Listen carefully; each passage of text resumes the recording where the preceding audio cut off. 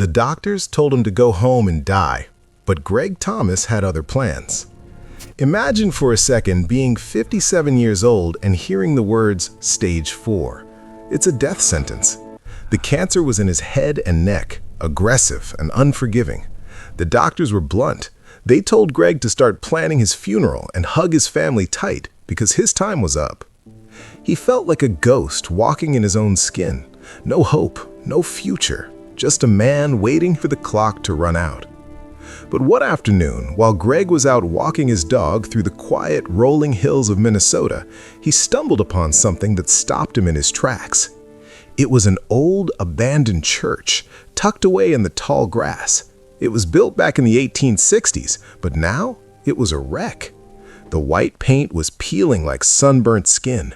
The wood was rotting. The windows were shattered and the roof was slowly giving up. Greg sat down on those crumbling steps, and for the first time in a long time, he prayed. But he didn't pray for a miracle. He didn't even ask to be healed. He looked at that broken building and said, "God, I'll tell you what, I'll fix this place before I go." You see, Greg saw himself in that church. He felt broken, forgotten, and falling apart. He figured if he could just make this one thing beautiful again, his life would mean something. He tracked down the church association and made them an offer they couldn't believe. He told them, "I don't want a single penny. I just want the keys. I'm going to save this church." Now, picture this. Greg was so sick from the chemo that he could barely keep food down. Some mornings he was so weak he literally had to crawl up those church steps just to get inside. He had a feeding tube tucked into his pocket, his hair was gone, and his body was frail. But there he was, high up on a ladder, scraping away decades of neglect. Think about that. A man who was told he had no time left, spending every precious second he had fixing a roof he wouldn't even be under. His neighbors would drive by and shake their heads. They thought he was losing his mind.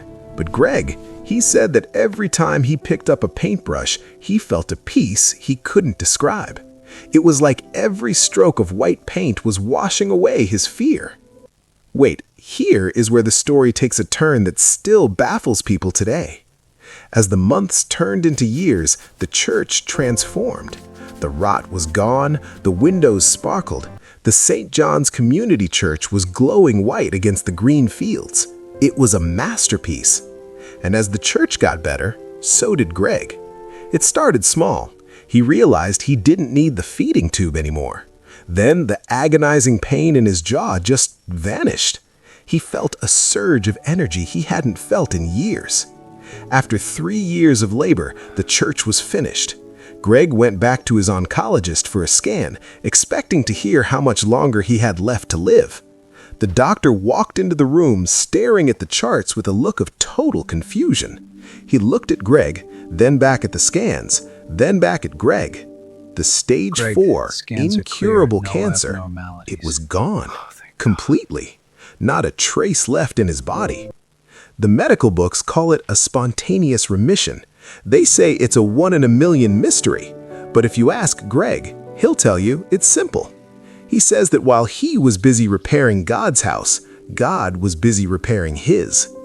Today, that little white church stands tall in Minnesota, a landmark of a man who refused to give up. So, if you're sitting there today feeling like your situation is hopeless, like you're too broken to be fixed, remember Greg Thomas.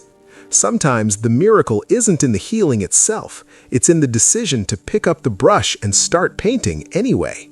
Because hope is a lot stronger than any diagnosis.